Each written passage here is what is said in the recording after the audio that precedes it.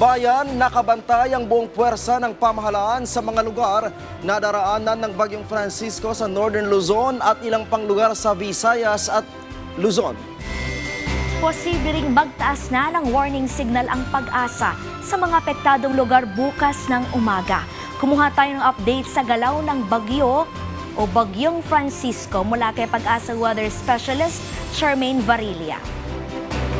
Magandang gabi, Ma'am Clay and Sir Ryan, maging sa lahat ng ating mga tagapakinig na ritong ulat sa lagay ng panahon. Si Bagyong Francisco nga ay patuloy pang lumakas at ngayon nasa kategorya na nga na typhoon.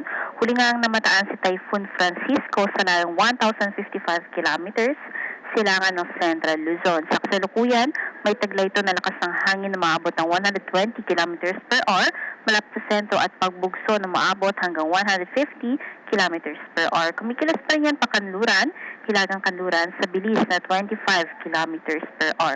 At base nga sa nakikita nating senaryo ay patuloy pa nga yung lalakas at maaaring maabot ang peak na intensity nito hanggang bukas. Inaasahan naman na pagsapit ng Miyerkules ay mas pahilaga na nga yung pagtahak nito at maaaring lumabas ng ating Philippine Area of Responsibility sa Biyernes na kung saan tuluyan na nga yung hihina.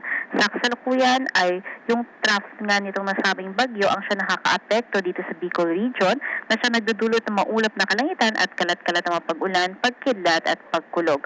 Patuloy natin itong iibayo o pinapalakas itong ating hanging habagat na siya namang nagdudulot ng mga kalat-kalat din ng mga pag-ulan sa buong Mindanao, Visayas, maging sa Palawan. Dito naman sa Metro Manila at nalalabing bahagi ng Luzon, iira naman yung ating localized thunderstorms. At yun ang ating litas mula dito sa Pag-asa Weather Forecasting Center, Charmaine Varilla, nag-uulat. Maraming salamat Pag-asa Weather Specialist Charmaine Varilla.